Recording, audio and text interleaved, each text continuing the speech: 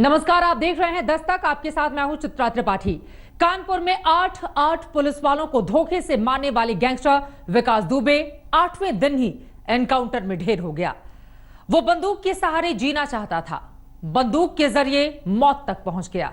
लेकिन उसके एनकाउंटर के बाद यह सवाल उठा कि आखिर विकास दुबे के एनकाउंटर से क्या कुछ सवालों का भी एनकाउंटर हो गया, जिसमें पूछा जा रहा था कि आखिर किसी विकास दुबे को गैंगस्टर विकास दुबे बनाने में श्रेय किसका था और किसकी थी मात।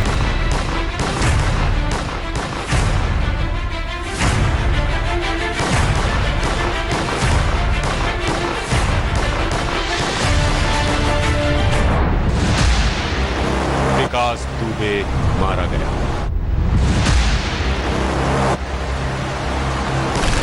विकास दुबे जिस गाड़ी में आ रहा था उसका एक्सीडेंट हो गया है, गाड़ी पलट गई है। यहाँ पर वही विकास दुबे, कानपुर वाला। विकास दुबे वो कानपुर वाला, विकास दुबे वो कानपुर वाला, विकास दुबे वो कानपुर वाला, विकास दुबे वो कानपुर वाला। एसटीएफ और कानपुर की लोकल पुलिस लेकर के उन्हें यहाँ पहुंची, विकास दुबे को लेकर के यहाँ पहुंची है, पूरी तरीके से खून से लथपथ हालत में। 8 पुलिस वालों को धोखे से मौत के घाट उतारने वाले विकास दुबे का हिसाब यूपी पुलिस ने 8 दिन के अंदर कर दिया। जिस कानपुर में खौफनाक वारदात को अंजाम देकर वो भागा था, उसी कानपुर की चौहद्दी में वो मारा गया।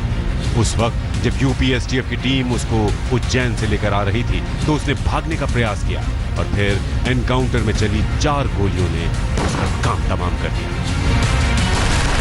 बड़ा ही साहसिक मुठभेड़ यहाँ पर हुई है और जिस तरह से ये दुर्दांत अपराधी, जिसपे 60 से अधिक मुकदमे थे, आज ये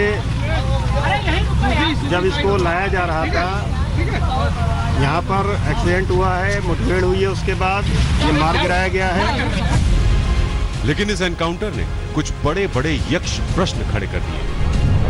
विकास दुबे मारा गया, लेकिन इसके जरिए किसको बचाया गया? विकास दुबे एनकाउंटर में खत्म, तो किसका राज हजम? इन चुभते सवालों का उत्तर जानने से पहले अब कानपुर चलिए, जहां विकास दुबे के नाम की तूती बोलती थी। विकास दुबे ने खुद कबूल किया कि उत्तर प्रदेश के 2 विधायकों के साथ उसका उठना बैठना था। कौन कौन है? जैसे हमारे लोकल विधायक हैं, भगवती प्रसाद सागर जी हैं और अभिजीत सागा जी हैं एमएलए। विकास दुबे ने पहले चोरी और छिनैती से अपराध की दुनिया में कदम रखा, लेकिन जल्द ही बंदूक के ट्रिगर पर उसकी उंगलियां थिरकने लगी।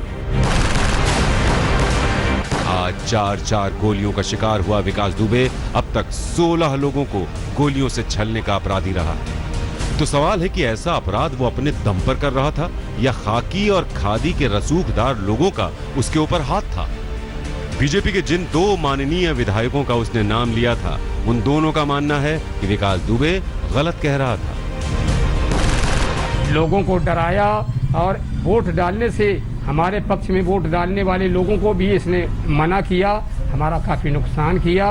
और ये मैंने कभी भी इसका पक्ष नहीं किया है। और ये तो वैज्ञानिक युग है, कॉल डिटेल निकलवा ली जाए। बाकी उसके इतिहास को देखते हुए मैं ये जान रहा हूँ, आपको बता सकता हूँ कि वो एक सातिर अपराधी है। वो इस तरह के बयान दे सकता है और इस तरह के बयान वो पूर्व में देता रहा है, जिससे वो समाज में वो वातावरण स्थापित कर सके कि सरकार उसके साथ है। वजह क्या रही होगी इस तरीके का? अपने बचाव के लिए। अवैध जमीन कब्जे से लेकर केबल के कारोबार तक कानपुर में जहां भी सिक्का खनकता हो, वहां विकास दुबे की हाजिरी होती थी। उन चांदी के जूतों को वो बड़े बड़े रसूखदारों के सिर पर बजाता था और लोग उसको हाथों हाथ ले लेते थे। नहीं तो 8 पुलिस वालों की मौत में पुलिस महकमे से भी भेदिया नहीं निकलता। अब एसएचओ विनय तिवारी को ही लीजिए, जो गिरफ्तार हो चुका है। विकास दुबे के खिलाफ पुलिस और एसटीएफ लगी थी। इसकी जानकारी उसको पुलिस का यही भेदिया पहुंचाता था और इस बात को किसी और ने नहीं, बल्कि खुद विकास दुबे ने उज्जैन पुलिस से कहा था कि सीओ देवेंद्र मिश्रा से मेरी बनती नहीं थी। कई बार वो मुझे देख लेने की धमकी दे चुके थे, पहले भी बहस हो चुकी थी। विनय तिवारी ने भी बताया था कि सीओ तुम्हारे खिलाफ है, लिहाजा मुझे सीओ पर गुस्सा था। सीओ को सामने के मकान में मारा गया था। मैंने नहीं मारा सीओ को, लेकिन मेरे साथ के आदमियों ने दूसरी तरफ के अहाते से कूदकर मामा के मकान के आंगन में उन्हें मारा था। सीओ के पैर पर भी वार किया गया था, क्योंकि वो बोलते थे कि विकास का एक पैर गड़बड़ है, दूसरा भी सही कर दूंगा। सीओ का गला नहीं काटा था, गोली पास से सिर में मारी गई थी, इसलिए उनका आधा चेहरा फट गया था। यूपी पुलिस में बड़े हनक वाले ऑफिसर की पहचान अनंत देव तिवारी की भी है, जो 2.5 साल तक कानपुर के एसएसपी रहे। लेकिन विकास दुबे कानपुर कांड के बाद सवालों के घेरे में अनंत देव तिवारी की निष्ठा भी आ गई और इसलिए इनको वहां से हटा दिया गया। कहते हैं कि जब अनंत देव तिवारी कानपुर के एसएसपी थे, उस दौरान विकास दुबे की चार्जशीट उनके सामने लाई गई, जिसमें विकास दुबे के अपराधों का काला चिट्ठा था। लेकिन अनंत देव ने ये कहते हुए वो चार्जशीट फाड़ दी कि विकास दुबे के खिलाफ कोई मुकदमा नहीं बनता। अब आप सोचिए कि जिस विकास दुबे ने 19 साल पहले थाने में घुसकर दर्जा प्राप्त राज्य मंत्री की हत्या कर दी थी और लगे हाथ 2 पुलिस वालों को भी उड़ा दिया था, वो विकास दुबे तब इसलिए बच गया था कि थाने के 19 पुलिस वालों में एक ने भी उसके खिलाफ गवाही नहीं दी थी। एक ईमानदार पुलिस अफसर देवेंद्र मिश्र ने विकास दुबे को पकड़ने का प्लान बनाया। पुलिस महकमे से ही विकास दुबे को सारी जानकारी मिल गई और विकास दुबे ने घात लगाकर 7 अन्य पुलिस वालों के साथ देवेंद्र मिश्रा को गोलियों से भून डाला। पुलिस का बदलापुर देखिए कि 8वें दिन विकास दुबे एनकाउंटर में मारा गया। तो सवाल है कि संदेहों के घेरे में आए 68 पुलिस वालों की सच्चाई कैसे सामने आएगी, जिनको लाइन हाजिर कर दिया गया था। बाकी पुलिस वालों का ट्रांसफर हुआ, उनकी भूमिका का पता कैसे चलेगा। विकास दुबे कांड में गिरफ्तार और निलंबित एसएचओ विनय तिवारी की साठगांठ के राज अब कौन खोलेगा? और कानपुर के एसएसपी रहे अनंत देव तिवारी की भूमिका पर उठते संदेहों के बादल कैसे दूर होंगे? इसीलिए एनकाउंटर पर सवाल शहीद पुलिस अधिकारी देवेंद्र मिश्रा के रिश्तेदार भी उठा रहे हैं। अपराधी तो स्वयं अपने आप में दुर्दांत हैं ही, और इसके साथ उनके सहयोगी भी होते हैं नेक्सस, और तीसरे इनको राजनेता होते हैं जो इनको आश्रय देते हैं, इनको फरार करवाते हैं, इनको सरेंडर करवाते हैं, और कुछ उच्च अधिकारी भी शामिल हो सकते हैं। तो इन सब की जांच के लिए जरूरी ये था कि इस व्यक्ति को ये न प्रकार जिंदा रखा जाता और उससे वो सब राज उगलवाए जाते। विकास दुबे का आपराधिक इतिहास और रिकॉर्ड बताता है कि कैसे खादी, खाकी और तिजोरी वाले उसका इस्तेमाल करते रहे। 1990 में जब विकास दुबे ने लूटपाट शुरू की, तब विकास की मदद की पूर्व विधायक नेकचंद पांडे ने। बाद में जब उसने जमीन पर कब्जे का धंधा शुरू किया, तो उसको बीजेपी नेता हरिकिशन श्रीवास्तव का संरक्षण मिला। उन्हीं दिनों वो पूर्व सांसद श्याम बिहारी मिश्र के संपर्क में भी आया। 1996 में हरिकिशन श्रीवास्तव बीएसपी में गए तो विकास दुबे ने भी बहुजन का झंडा उठा लिया। इस दौरान अपना राजनीतिक वर्चस्व बढ़ाने के लिए 3 गांव में अपने घर वालों की प्रधानी पक्की करा दी। यहां तक कि दर्जा प्राप्त मंत्री संतोष शुक्ला की हत्या के मामले में भी तत्कालीन यूपी सरकार के एक मंत्री पर ही उंगली उठी कि पर्दे के पीछे से वही विकास को शह दे रहे हैं। कानपुर के पूर्व कांग्रेस सांसद अमरपाल सिंह से भी विकास के नजदीकी संबंधों के आरोप लगे। खुद विकास दुबे ने अपनी अपराध की बंदूक को आगे किया तो दूसरी तरफ सियासत के बड़े नामों से अपना नाम जोड़ने लगा। दुर्दांत विकास दुबे किसी पार्टी विशेष तक सिमटा हुआ नहीं था। वो सपा, बसपा और भाजपा सभी घाटों का पानी पी चुका था, लेकिन उसका अस्थायी ठिकाना अपराध था। उसके दामन पर लगे गुनाहों के दाग, तिजोरी, खादी और खाकी के दाग को लगातार छुपाते फिर रहे थे। लेकिन आज हुए इस एनकाउंटर ने एक बहुत बड़ा सवालिया निशान सियासत पर भी खड़ा कर दिया है। कांग्रेस नेता राहुल गांधी ने ट्वीट कर शायराना अंदाज में योगी सरकार पर निशाना साधा। कई जवाबों से अच्छी है खामोशी उसकी, न जाने कितने सवालों की आबरू रख ली। कांग्रेस पार्टी की ये मांग है कि सुप्रीम कोर्ट के सिटिंग जज, एक मौजूदा जज द्वारा एक न्यायिक जांच हो, जो पूरे कानपुर कांड का पूरी तरह से उसमें जांच करके जो असलियत है वो जनता के सामने रखे। लेकिन विकास दुबे के गुनाहों की कोई भी सजा बहुत छोटी होती, लेकिन कानून के दरवाजे तक वो पहुंचता तो वैसे बहुत सारे गुनहगार चेहरे भी बेनकाब होते जिनका काला सच शायद ही अब सामने आ पाए। कानपुर में अरविंद ओझा और शिवेंद्र श्रीवास्तव के साथ कुमार अभिषेक, लखनऊ, आज तक। कानपुर में उत्तर प्रदेश पुलिस के 8 जवानों को विकास दुबे ने मौत के घाट उतार दिया। इसके जवाब में पुलिस ने 8 दिन के अंदर 5 गुर्गों समेत विकास दुबे को एनकाउंटर में मार गिराया। उनमें प्रभात मिश्रा और विकास दुबे को एक ही तर्ज पर एसटीएफ ने ढेर कर दिया। लेकिन यह सवाल भी ढेर हो गया कि इनको राजनीति और पुलिस से किसका संरक्षण मिल रहा था।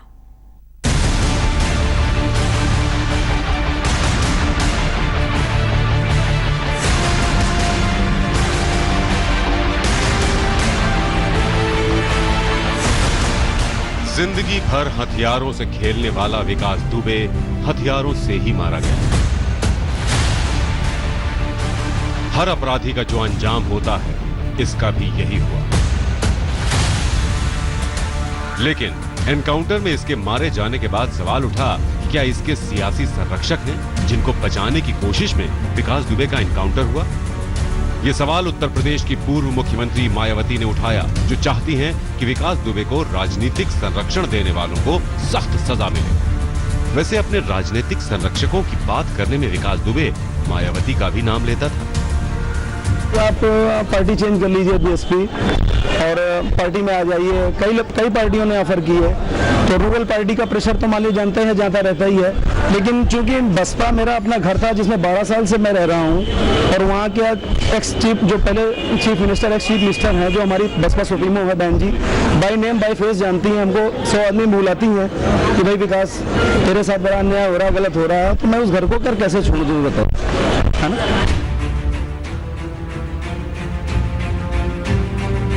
विकास दुबे के एनकाउंटर से उन सवालों का भी एनकाउंटर हो गया जो पुलिस राजनीति माफिया के गठजोड़ पर उठ रहे थे। आखिर विकास से पहले उसके 5 साथी और रिश्तेदार एनकाउंटर के शिकार हो चुके हैं। सबसे पहले 3 जुलाई को विकास दुबे का मामा प्रेम प्रकाश पांडे और उसका साथी अतुल दुबे एनकाउंटर में मारे गए। प्रेम प्रकाश पांडे के घर में ही एसओ देवेंद्र मिश्रा को दुबे के गुर्गों ने गोली मारी थी। 8 जुलाई को विकास दुबे का खास शूटर अमर दुबे मारा गया। 8 जुलाई को ही फरीदाबाद से गिरफ्तार प्रभात मिश्रा भी उसी तर्ज पर मारा गया जैसे आज विकास दुबे। बीच रास्ते में वो पुलिस की पिस्टल छीनकर भागने का प्रयास कर रहा था कि पुलिस ने उसको मार गिराया। 9 जुलाई को विकास दुबे का एक और करीबी प्रवीण उर्फ बउआ दुबे भी मारा गया। एनकाउंटर में मारे गए इन 5 बदमाशों से अपराध की उस चेन की कड़ियां टूटती जिसमें सफेद पोश लोग बदमाशों को शतरंज के मोहरे की तरह इस्तेमाल करते हैं। लेकिन पहले 5 साथी और अब विकास दुबे के एनकाउंटर ने कई उठते सवालों को दफन कर दिया। जब नहीं मिल रहा था तो तरह तरह की बातें की जा रही थी। जब पकड़ा गया भाग रहा था। जब पुलिस के ऊपर हमला करेगा, पिस्टल लेके भागेगा, तो पुलिस की आरती तो उतारेगी नहीं। किसी पुलिस वाले को कोई चोट नहीं लगती है, कोई गोली की वो नहीं होती, और उसको गोली लगती है वो मारा जाता है। तो ये संदिग्ध नहीं है, सीधे सीधे ऐसे लगता है जैसे कि प्लान है। विपक्ष कह रहा है कि ये सारे एनकाउंटर उन सवालों को कब्र में पहुंचाने के लिए हुए जो सत्ता और शासन को परेशान कर सकते थे। लेकिन मुख्यमंत्री योगी आदित्यनाथ ने पहले से ही यह तय कर रखा है कि प्रदेश में अपराध की कीमत क्या हो सकती है। आप कहते हैं कि या तो जो अपराधी हैं वो जेल में जाएंगे या यमराज के पास जाएंगे, ये क्या बात है? तो मैं क्या अपराधियों की आरती उतारूं? उत्तर प्रदेश पुलिस ने सिंघम स्टाइल में ऑन द स्पॉट भागने की कोशिश करने वाले विकास दुबे का अपनी तरह से न्याय कर दिया। लेकिन कई सवाल आगे अपना इंसाफ मांगते रहेंगे। कानपुर में हिमांशु मिश्रा के साथ अशोक सिंघल, दिल्ली आज तक। कानपुर के विकास दुबे के प्रति किसी की संवेदना नहीं है, लेकिन जिस तरह उसका एनकाउंटर हुआ उस पर कई सवाल हैं। सवाल विकास दुबे के मारे जाने के तरीके पर हैं, उसके अंजाम पर नहीं। और यही सवाल विपक्ष लगातार पूछ रहा है। इस पर यूपी के पूर्व मुख्यमंत्री अखिलेश यादव ने आज तक से एक्सक्लूसिव बातचीत की है। अखिलेश जी, मेरा पहला सवाल आपसे यही, आपने ट्वीट करके अपनी बात कही है। आपने कहा है ये कार नहीं पलटी है, राज खुलने से सरकार पलटने से बचाई गई है। किसने बचाया है, किस पर आप साजिश रचने का आरोप लगा रहे हैं? इस एनकाउंटर पर आप क्या सोचते हैं?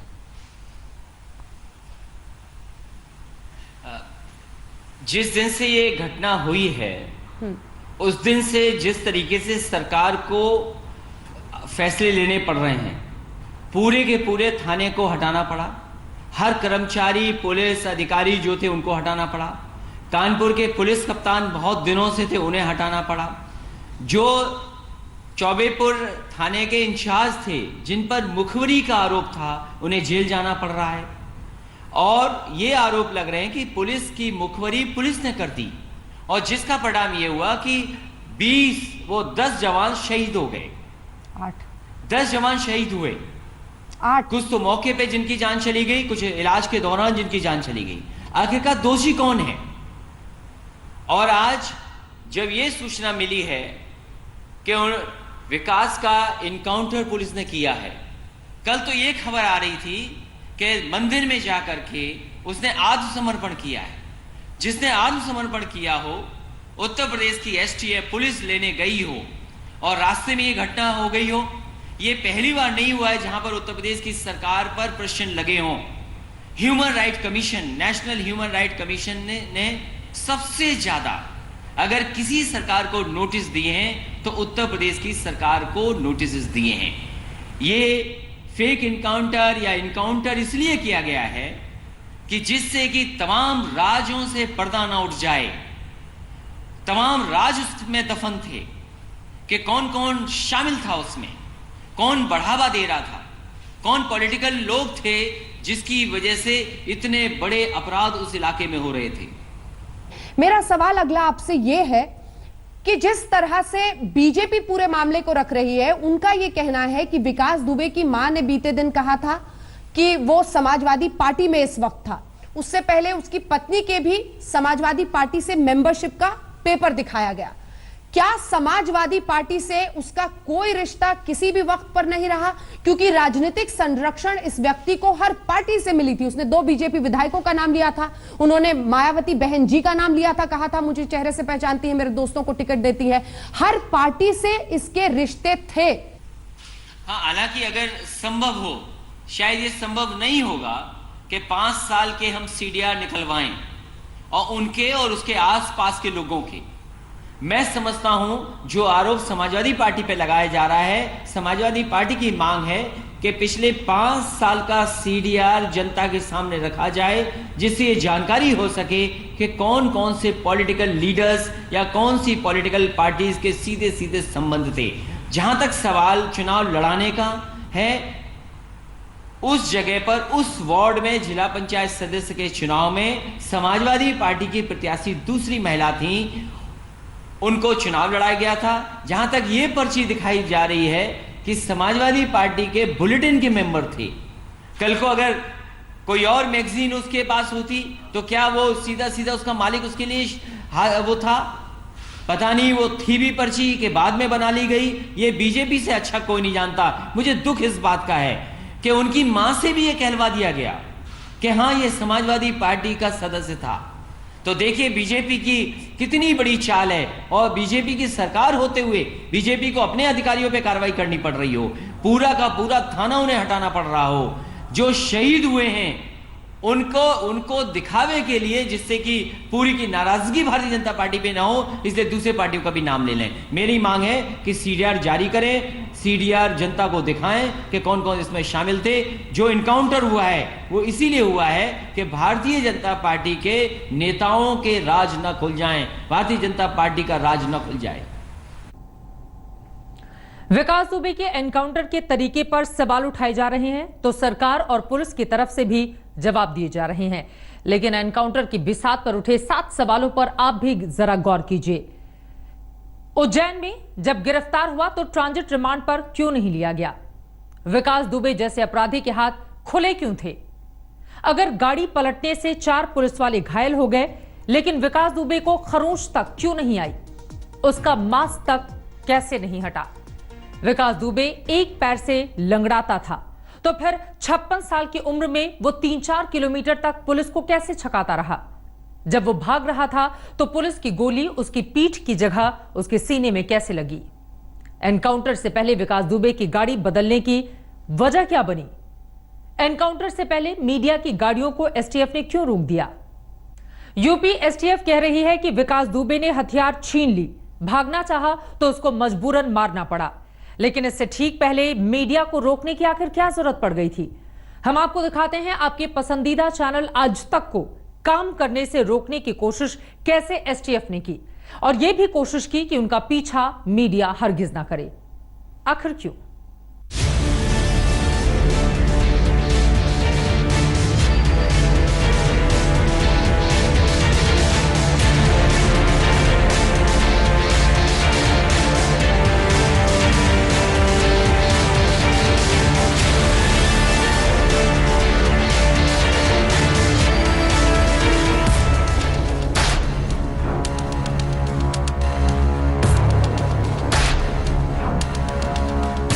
उज्जैन से जब विकास दुबे को लेकर एसटीएफ की टीम निकली तो आज तक की टीम ने आपको सही खबर दिखाने के लिए अपनी रातों की नींद हराम कर दी।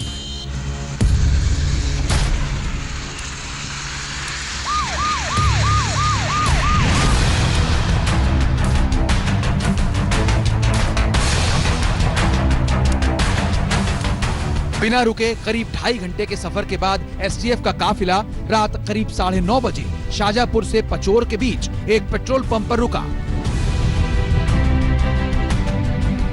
जहां हमारे संवाददाता मनोज पुरोहित और प्रमोद कारपेंटर पहले से तैनात थे। काफिले का पीछा कर रहे आज तक के संवाददाता रवीशपाल सिंह और कैमरामैन इरशाद ने भी अपनी गाड़ी पेट्रोल पंप पर रोक ली। आज तक की कोशिश आपको विकास दुबे की झलक दिखाने की थी, लेकिन तभी एसटीएफ के लोग गुस्से में आए और शूटिंग से रोक दिया।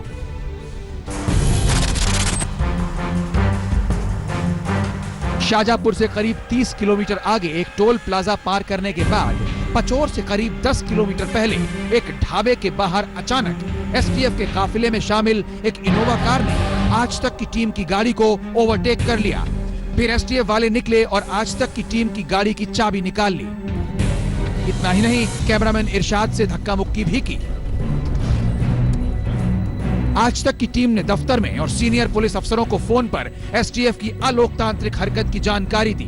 थोड़ी देर बाद एसटीएफ टीम को उनके आला अफसरों की तरफ से मैसेज आया तो 61 किलोमीटर दूर राजगढ़ के आगे टोल प्लाजा पर उन्होंने आज तक के दूसरे रिपोर्टर पंकज शर्मा को कार की चाबी सौंप दी।